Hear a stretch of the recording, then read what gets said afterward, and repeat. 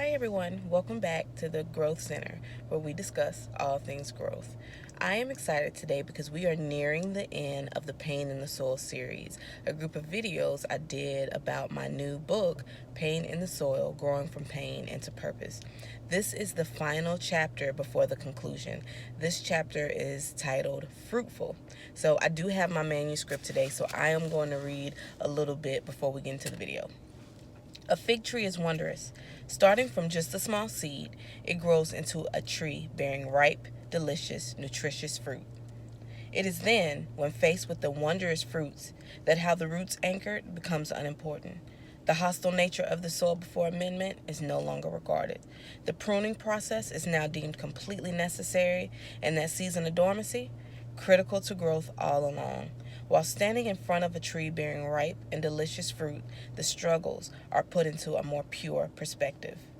I love this chapter because it really combines all the chapters, everything we go through when we're facing emotional trauma, and it puts it into perspective. So the seed of trauma was planted. It made us bitter on the inside. It made us hostile. Therefore, everything that we sent out, which we discussed in branches of trauma, was trauma laced. It was, whether it be anger, whether it be bitterness, unforgiveness. We really had to get to a place where we realized that we couldn't do it without the Lord, that the Lord and whatever path He's meant for us to walk is what's going to help us become one. So we cut those behaviors off at a surface level, and for a more intimate healing, a more healing that is going to prevent us from doing these same behaviors over and over and over, we allowed ourselves to become amended by the Holy Spirit. In doing so, we changed our minds, our attitudes about things. We worked on our forgiveness issues, and then we worked on bitterness, our season of dormancy. We became closer with the Lord during dormancy, where He told us our purpose. He walked with us and showed us why we had to be faced with that seed of trauma in the first place, but also showed us a way that would work out for our good. We talked about faith. We talked about working and how the two go hand in hand, because faith without works is dead. So while we're in our work, we're taking time into consideration. We got schedules, we're doing everything to be on track. We are now at a point where we are fruitful. We're demonstrating the fruits of the Spirit, that is patience, gentleness, kindness, among others. And we bear this fruit, and we are in the happiest place of your life is going to be when you're fruitful, when you've done the internal work, and everything that you sent out, now that you went through all the pruning, you've cut away all the dead things that are counteractive to growth, and you're now moving forward in life. You're patient, you're kind, you have a renewed mind. You don't think of things or look at things with the same negative lens. You're just more patient. You're a better person all around. Now, at this point, all that pain, everything that you went through is put into a more pure perspective. You may now begin to understand exactly why you had to go through some of the things. As I said, before I wrote this book, I went through all of these steps. Every step that I have a video on, every step that I write about in my book is something that I went through, something that I experienced. And my personal testimony in this season of bearing fruit, of being fruitful, things come. Things are always going to come. When you're saved and you're living with the Lord and you're walking with the Lord, things are going to come even more so, But that's how you know that you're on the track. You're on the right track, and God has His hands on you. When I started to become more fruitful in demonstrating the fruits of the Spirit, I was happy, and I was doing my work. I was in my purpose, and I was sure. I just knew God's hand was on me. Things started coming. For instance, old relationships, friendships, not relationships as in the opposite sex, but just friendships and relationships with my parents, relationships with family and friends, things that I thought were dead, things that I thought were dormant, things that I thought just should be left alone, they begin to rise back up. And I really feel that is because when God knows He has your headspace, He knows He has your thoughts, and He knows you're completely submitted to Him and that you yield to Him, then He's going after your heart. He's going after everything in you that is not like Him. So if you're in this season, get ready. only with instruction of the Lord to resurrect some old relationships, fix them. I mean, he really came after my heart in this season, and I really had to put my fruit stamp on everything, put love, things that didn't end well, things that ended aggressively, things that ended with trauma in the air, you know. I really, in this season, I really was digging this stuff up, and it wasn't hurtful. It was just saying, you know, even if it's a simple call, if the Lord leads you to make a simple call and say, hey, I know the way things ended, but I like to tell you I love you, or I like to tell you this, just ending it on a better note. I know some relationships were completely resurrected in this season for me, so be on the lookout for that. When you're on the right track and you're moving forward and you're patient and you're kind and you're loving, never be afraid when the Lord tells you to resurrect something.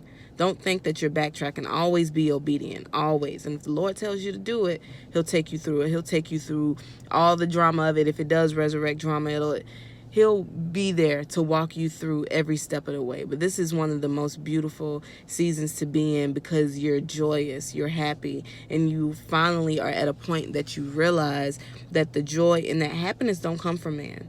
It does not come from man. So man can't take it away. And no matter how much love you spend, another thing I struggle with very briefly when I was going through this season was my pride. You know, I said God comes for everything in you that is not like him. You can't hold on to pride. So in resurrecting these relationships and going back to the past to fix offenses, even though I felt I was justified in, you know, sabotaging the relationship or walking away from it, my flesh wanted to rise up because of that pride and say, no, they don't deserve my kindness. I'm not calling them. If anybody should call anybody, they should call me. Like, I really had to downplay that. I really had to not listen to it and listen to the Lord and what he was trying to get me to do, and how he was trying to get rid of everything in me that is not like him, so I could move forward, so I could love. So this video, we're talking about Fruitful, the happy place where you start to manifest that happiness that you spent all these seasons, that you spent all this time working on. Really just be on the lookout, and don't be afraid to correct wrongs. Don't be afraid to, if the Lord directs you to allow people to come back into your life. Give your fruit everywhere you go. When I say fruit, of course, I mean gentleness, goodness, kindness. Give it everywhere you go. It's going to be times when you're tested, but when the beauty about these steps is when you employ these steps and you actually walk through them and you give it your all, this stuff is embedded inside of you. So you really couldn't even respond in anger, or you couldn't respond simply. Now, we are humans, so we're going to mess up, but that is going to be in you. It's going to be in you, you know. Pride might try to take over for a little while, but what's in you, what you've worked so hard to build, is going to come to the forefront. It's not going to be hard for it to come if you allow it, if you yield to it. If you allow yourself to be fruitful, you will. I really love this chapter. I want to look at my manuscript really quick to make sure that I'm not leaving anything important out that I do want to cover in this. Nope, it's not. We're really talking about being fruitful, you know, being happy. I keep saying fruitful because this is beautiful. Like, I'm in the season where, you know, trials come, things come, and it seems like some people are just sent just to irritate you. Some situations are sent just to make that rise come out again. But when you're fruitful and that change exists down on the inside of who you are, the most beautiful feeling is just, patience, kindness, gentleness, love. And when you see that you've changed, like, this isn't the same person 5 or 6 chapters ago who would have responded totally different, you really begin to see that change. And I heard something a while ago, and it was one of the most true things I've ever heard, is when you know you're not living as you should if you don't have to sacrifice your flesh. Like, if you don't have to at some point in your walk do something that you know you don't want to do, but your spirit, the Lord, is telling you you need to do this. So you sacrifice your flesh. You go against what you think is right, what you think you deserve, what you think that other person deserves, and you do what you know is right. That is when you know you are walking closely with the Lord and you are in the season of fruitfulness, because you are showing that fruit. A personal example, I told you when I entered this season, it was a relationship I had to go back and resurrect. And I just my flesh, I felt honestly stupid. I felt like I'm allowing this person to use me. Like I'm going for anything. I'm going back to this person and I'm fixing it. Now I know through fixing the issue that it's going to open this relationship back up, but I'm opening myself back up to be depleted. And the Lord told me, he said, no. They don't fill you up. When you stay connected to me, I fill you up. And when I fill you up, it's for the benefit of the kingdom. And by the kingdom, I'm talking about everyone. I'm talking about everyone that we bring inside, everyone that we show the Lord's love, everyone that we witness to, everyone that we love. That is the kingdom. So the Lord fills us up to go out and give our fruits to the kingdom so that we can all walk together in love. So no, don't feel stupid. Don't feel like someone is using you. Don't feel like they're depleting you, because the Lord fills you up. Now use wisdom. It is very important to use wisdom in relationships. Now, all of these changes that we talked about in these chapters, you make sure you stick to the changes. Don't let different people bring the old you back out. But if you made it to this chapter and you really, with your heart, did each change, chapter by chapter, video by video, you won't.